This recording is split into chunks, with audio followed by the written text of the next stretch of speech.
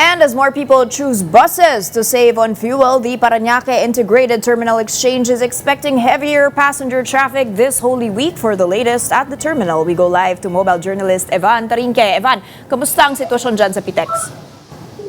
Danny, as of this morning, nakita natin na mas marami yung mga pasaherong nag-aabang doon sa kanilang mga gate dito sa PITX compared kahapon. Pero ngayong umaga kasi, itong entrance na to, kanina, ito makikita nyo, dumadami muli yung mga pasaherong dumarating papasok ng terminal. Pero so far, nakita natin kanina yung mga ticket booth, medyo may volume na rin, yung ilang mga waiting area dito sa loob ng terminal, kumapal na rin yung volume ng tao, dahil nga expected na a few days bago yung Semana Santa, doon magsisimula magsiuwian yung mga kapatid natin from Manila sa kanilang mga probinsya.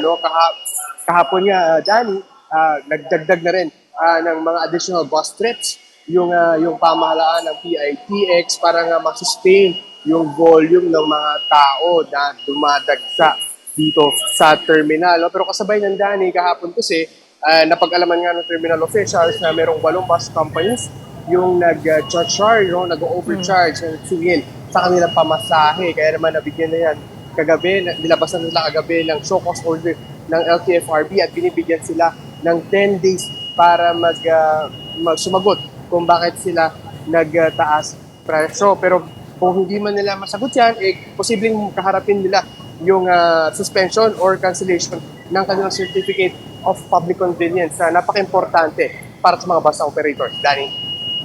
Evan, to clarify, yesterday when we talked to you, sinabi mo nga na parang nag-increase yung pamasahe from, I think, 1,100 by 700 pesos, something like that. And sinabi mo na nga may show cause order ng 8 bus companies.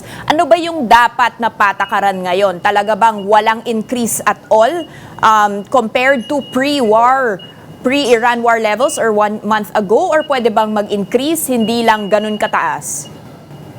Alam mo, Danny, nagkaroon kasi ng provisional na nilatag yung LTFRB na pwedeng magdadagdag. Pero sinarado kagad yan ni President Bongbong Marcos. So wala munang fair increase sa lahat ng mga land transport vehicles na ngayon. Gaya nga ng mga buses, jeepneys, pati mga tricycle. Kasama yan doon sa pinagbawalan na magtaas ng fare. Kaya naman yung ilang mga pasahero nagulat dahil nga 600 pesos, 700 pesos yung dinagdag dun sa kanilang the usual na binabayaran ng mga bus tickets. Kaya naman nung tinanong natin yung terminal officials, nakaabot na nga sa kanila yung ganitong kalakaran at nailapit na nila sa LTFRB. Kaya naman yung LTFRB kagabi, naglabas na nga ng show cause order laban dito sa 8 ito. Kaya naman ngayon, inaantay natin, naghahanap tayo ng ilang mga pasahero na baka hanggang ngayong araw, kahit na may show cause order itong 8 bus companies na ito, tuloy-tuloy pa rin yung kanilang overcharging. Danny? For the mga pasahero and commuters, meron ba silang hotline? Just the same with the oil prices, 'di ba? You could report kung meron bang increase in fare na dapat hindi tama sa panahon ngayon. Ano pong magagawa nila pag ma-witness nila ang ganitong sitwasyon?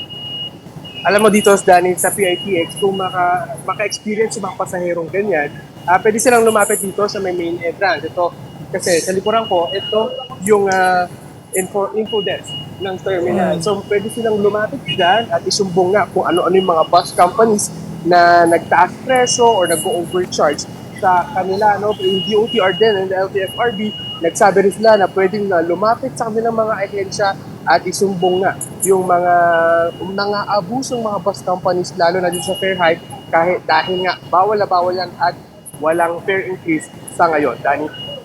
Alright, thank you for clarifying that, mobile journalist Evan Tarinque.